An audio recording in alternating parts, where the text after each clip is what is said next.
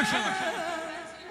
Hasret çektim, köledim, seni sevdim ben. Şive güzele, şive güzele, sana köle verdim, şive güzele. Öyle bir güzele, eşkimi tezele, şive güzele, köle verdim, şive güzele. Aşk olsun.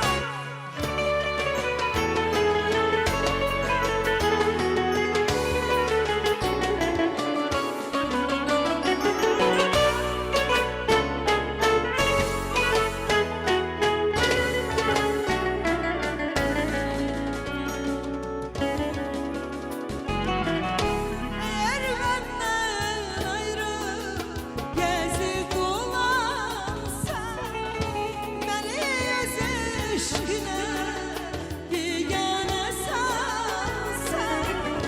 Eğer benden ayrı gezip dolansan, beni yüz aşkına bigane sansan. Alışana oh tutara hey yalara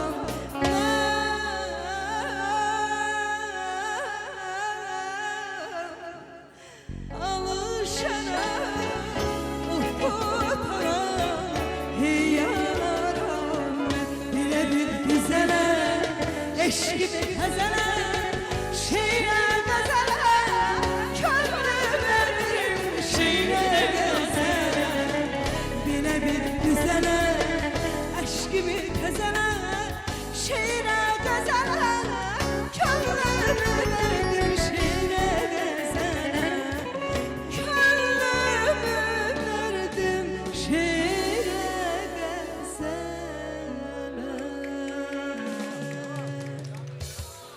Çok güzel. Teşekkürler.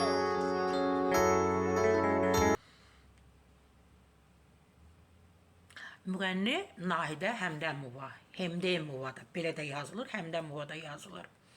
İnanın ki, bu günə qədər bu xanımı izləmişəm də bu video görüntüləri. İlahə İbadova var, xanəndə, muğam ifaçı. Mən elə bilmişəm ki, bu müğənni məhz İlahə İbadovadır. 3 gün, 4 gün bundan əvvəl bilmişəm ki, bu xanımın adı Nahidədir. Və Sibilcanla eyni məclisdə olub. Rəhmətli Baloğlan Əşrəfoğlu olub orada. Yusif Mustafayev, Masum Qırmızıgül.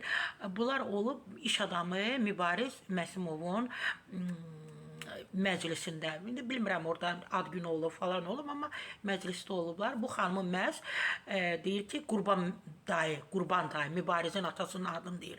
Məni dəvət etmişdi və oxumağa ona imkan verməyiblər.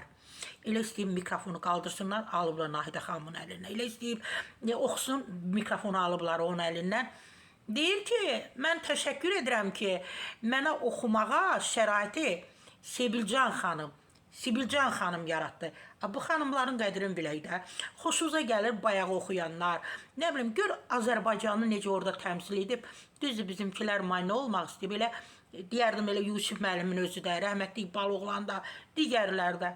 Gör, necə gözəl. Sibilcan az qaldı ki, orada da otursun yerdə ağlasın. Belə xanımların qədrini bilək.